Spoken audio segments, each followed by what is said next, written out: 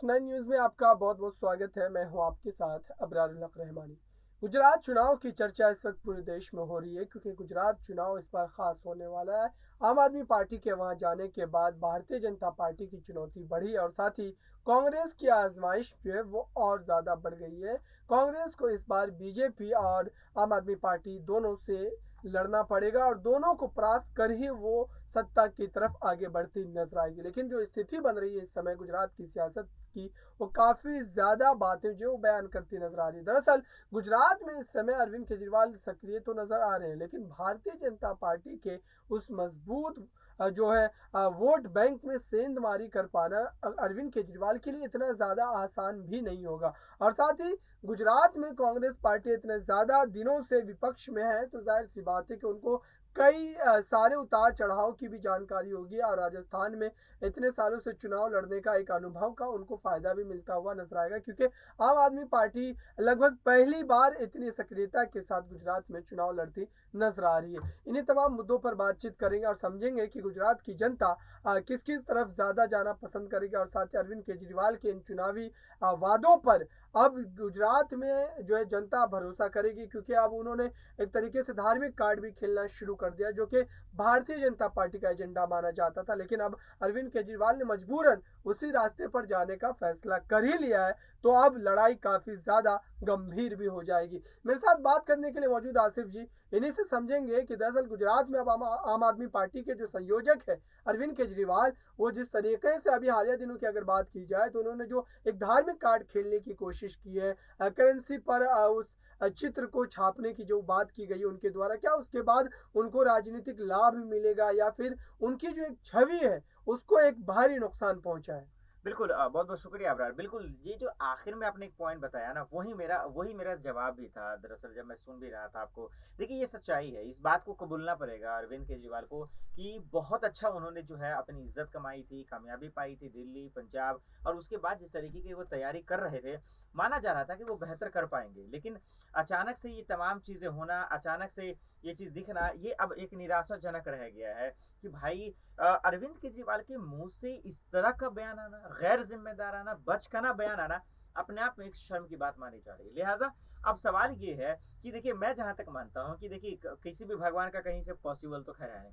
और इस चीज़ को खेलकर, ये हिंदुत्व का कार्ड को खेलकर मुझे लगता है कि वो ये साबित कर दिए हैं कि अब गुजरात में बीजेपी वर्सेस कांग्रेस की लड़ाई है। आम आदमी पार्टी इस रेस में नहीं है। इस रेस से वो जो है सपाचट हो चुकी है, उनका खेल खत्म हो चुका है। यही वजह है कि अब देखिए केजरीवाल और बीजेपी को एक साथ पैमाने पे नापा जा रहा है और अब इस बात से अब कांग्रेस की इज्जत बढ़ती जा रही है। मैंने बहुत सारे आर्टिकल पढ़े, रिपोर्ट्स मैंने देखे, तो अब हर जगह कांग्रेस की तारीफ हो रही है। तो केजरीवाल की एक गलती अपने पैर पे कुल्हाड़ी मारी, एक गलती अब उनका चुनाव में जो क्रेडिबिलिटी बन रहा था वो खराब हो गया। बिल्कुल एकदम सही कह रहे हैं कि उनका बना बनाया चीज जो है अब पानी में फिर गया एक तरीके से, क्योंकि इसका जिम्मेदार मैं अरविंद केजरीवाल को माना। और इससे फायदे की बात कर रहे हैं, चार आना फायदा नहीं होने वाला, क्योंकि मोदी जी देखिए 2014 के बाद से झूठ पर झूठ बोल बोल के ऐसे ही लोगों को गुमराह कर चुके हैं और उसी रास्ते पे आप जाएंगे तो आपको वो फायदा नहीं मिलने वाला। तो बिल्कुल आप सही कह रहे हैं, उन्होंने अपने पैर पे कुल्हाड़ी मारी है। अब बना बनाया खेल को उन्होंने पूरी तरह से बिगाड़ दिया केजरीवाल ने। देखिए बिल्कुल लगातार उनको अब जो तमाम प्रतिक्रिया आ रही है जनता के द्वारा, उसमें कई तरीके के सवालात भी उठ रहे हैं कि दरअसल अरविंद केजरीवाल ने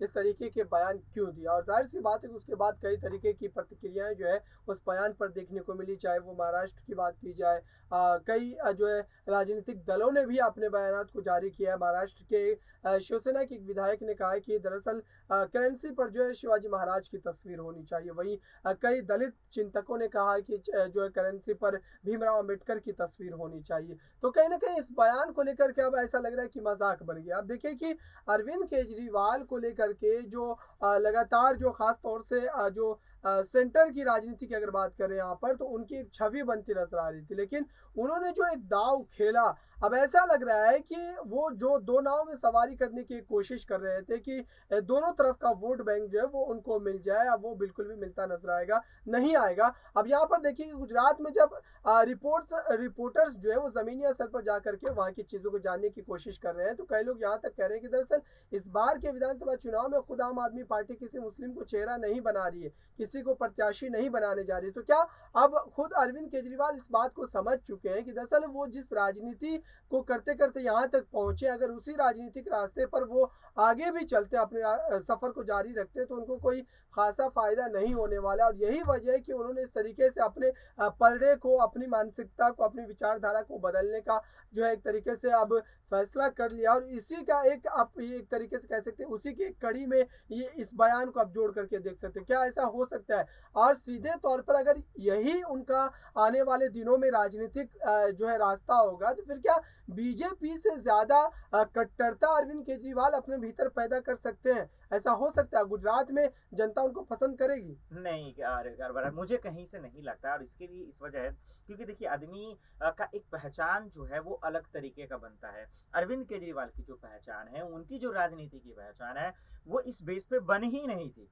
मोदी जी की जो पहचान बनी है, उनकी जो राजनीतिक करियर बना है, वो हिंदुत्व के करियर पे ही बना है। राम मंदिर का मसला उन्होंने उठाया, धारा 370 हटाया, वो इसी वजह से हटाया। आपने देखा कि किस तरीके से ट्रिपल तलाक की हमेशा चर्चा करें, तो उनकी ये राजनीति सफर ही इससे शुरुआत हुई थी, और यही वजह है कि उनको एक बहुमत मिला, और हमेशा हिंदू राष्ट्रवाद की आप चर्चा सुनते भी रहे होंगे।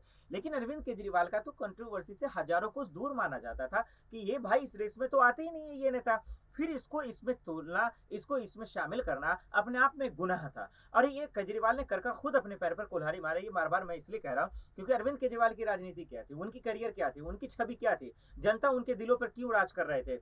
दिल्ली में, पंजाब में बात कीजिए, देखिए किसानों का मुद्दा उठा रहे थे, महंगाई का मुद्दा उठाते थे, शिक्षा की बात करते थे, न्यूयॉर्क टाइम्स में उनका छपा। और ऐसे नेता अगर अचानक से पलट जाते हैं, इसका मतलब उन्हें समझ में आ गया कि भाई इस पर वोट मिलने वाला नहीं है, और वो पटरी से भटकते जा रहे हैं। लेकिन यही पहले उनकी मजबूती मानी जाती थी, यही केजरीवाल की ताकत मानी जाती थी, और उनका भटकना इस बात को बता रहा है कि गुजरात में उनका दाल नहीं गल रहा है। क्योंकि आप देखें कि बिजली, पानी, महिलाओं की सुरक्षा, शिक्षा, सबसे बड़ी ताकत उनकी शिक्षा थी। यही वजह है कि पंजाब में लोगों ने उन्हें मौका दिया, केजरीवाल को माफ कीजिए, कांग्रेस को नकार दिया, मोदी जी को नकार दिया, और देखिए कांग्रेस आम आदमी पार्टी को मौका दिया। इसके बावजूद आपकी कितनी अच्छी पहचान बन रही थी, इज्जत बन रही थी, उसको भी आपने जो है कहीं से बना नहीं पाए। तो मुझे लगता है कि कहीं से भी हिंदुत्व का जो कार्ड ये खेल रहे हैं, गुजरात की जनता या गुजरात की समाज इस बात पर उन पर भरोसा करेगी। जहां तक कि जो बन रहा था उस पर भी मुझे लगता है कि वो अब मिट्टी में मिल गया, वो पानी फेर दिया उन्होंने।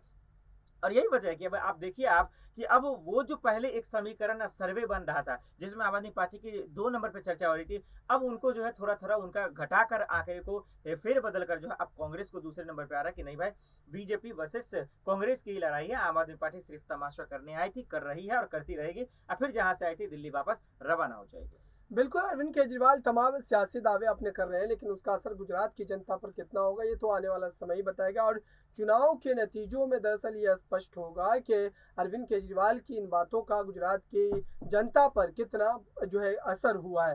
फिलहाल इस खास कार्यक्रम में बस इतना ही। देखते रहिए ताज़ा तरीन खबरों के लिए नेक्स्ट 9 न्यूज़ को। धन्यवाद।